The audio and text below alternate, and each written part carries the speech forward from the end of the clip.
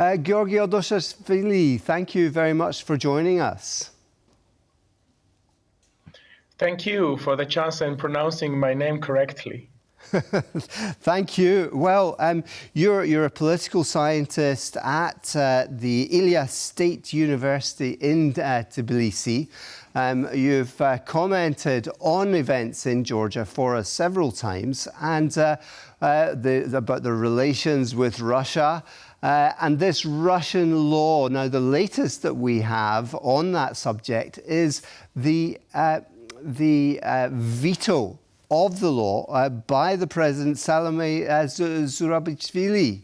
Now, bearing in mind that it now goes back to Parliament, what are the chances of any changes at all to this law? Thank you for the question. The proposal by the government to the president was to make some notes and recommendations to the law that was, from their point of view, constitutional. And vetoing the law without these recommendations and notes would have been unconstitutional. But the president did not enter into the conversation and said that the law is authoritarian law. So this has must not have any kind of addings and notes and recommendations, which was politically as well as with the standards of law justified. So the president of Georgia says that this law is unconstitutional because the Europe says that this is not European law and it breaks the constitution, the article of 78 of Georgia, which says that government is obliged to bring the Georgia to its European pathway, and president says that this law is unconstitutional because she vetoed this, as well as I talked to the previous conversations about the political bargaining that is, I believe, that still happening in Georgia between democratic and authoritarian sides. Who can and at which context can overcome the veto, because we know that Georgian Dream Party has quite enough amount of parliamentarians who can overcome the veto, but it's all about those 8-9 people who decide to whether to vote to overcome the veto or not. Mm-hmm. That's the political issue, I believe, and I would say that not the trust of the people, because I'm quite sure that they trust this, how dangerous this law is for Georgia and its European pathway as well as its future. But it's now all about political bargaining and trust and mistrust to the future of Georgia. So I think that now we have this gap where those parliamentarians must politically have a political conscience to vote against the law, and as well as with this consciousness, we have this bargaining process, because West has already started talking about censorship as well as the some sanctions towards that Georgian politicians in Georgian Dream Party, and politicians are afraid of these sanctions, because they have families in. Exactly. So there is some chance of the vote being going in favour of the opposition. Meanwhile, of course, the president, if it will eventually come back to her in a slightly different form? Are there any possibilities that they will say, okay, we'll agree to change certain things? And if they were going to change certain things, what would they change?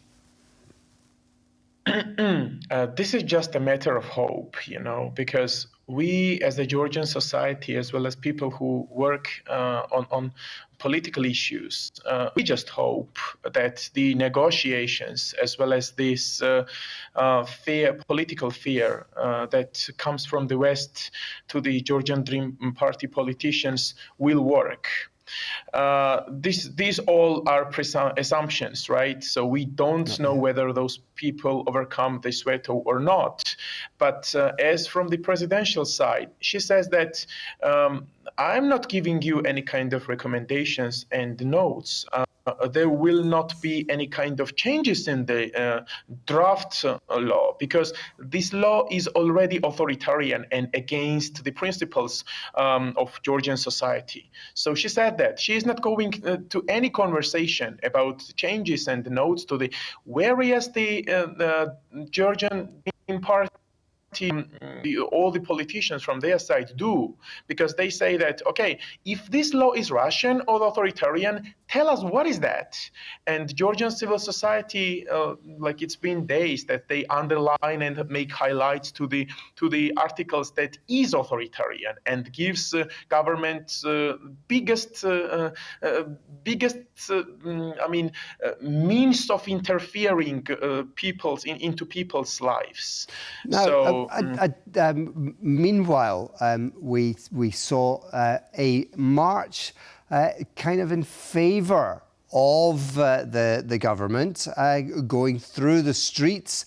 What do you think of this this march that was supporting purity in Georgia? What does that mean, and what is the role of the church and its role with government here? Thank you. It was noticed that Georgian Dream Party always touches something that is connected to faith and the traditions and the church, as well as other traditional institutions. So family, and this is populist, of course, and this is what is happening in Europe and all around the world.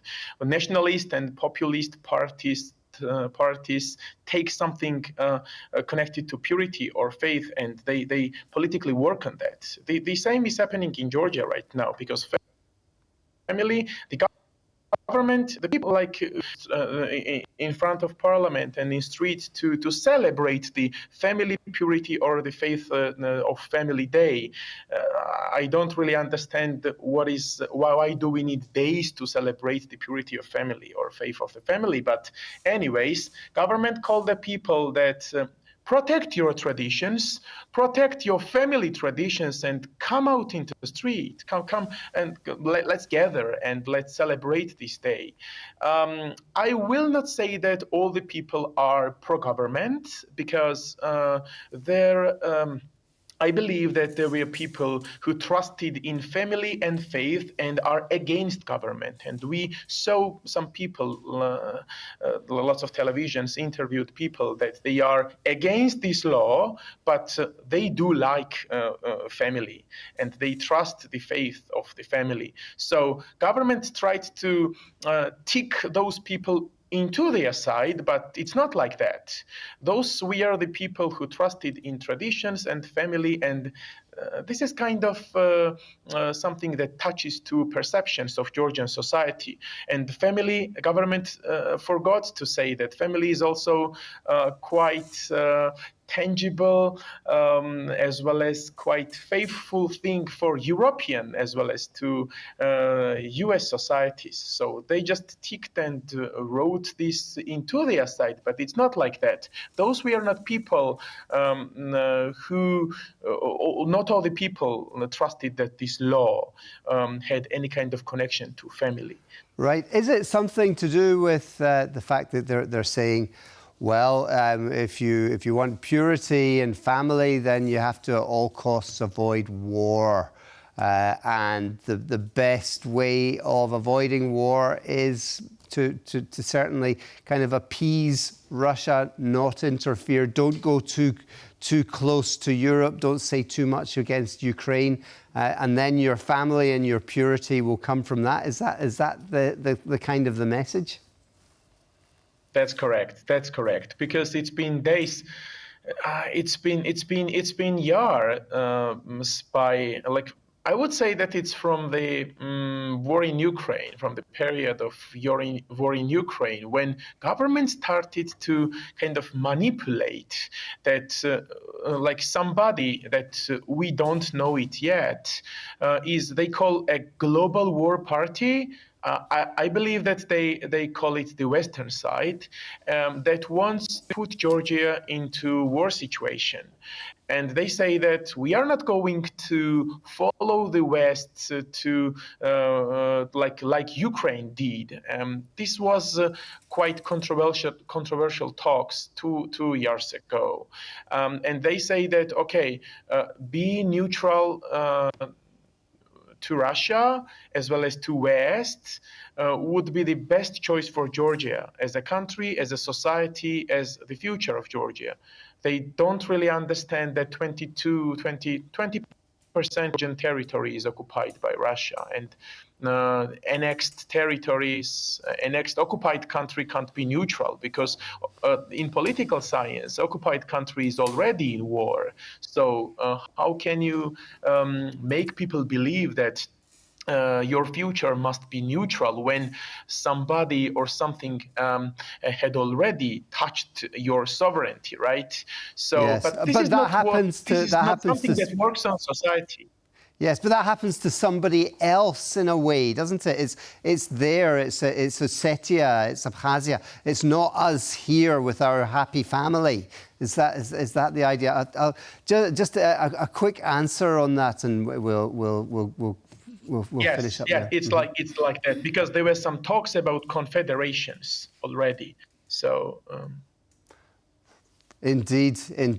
Well, listen, thank you very much, Georgi Odoshashvili, for joining us today and for giving us that explanation of what's been going on this week in Georgia.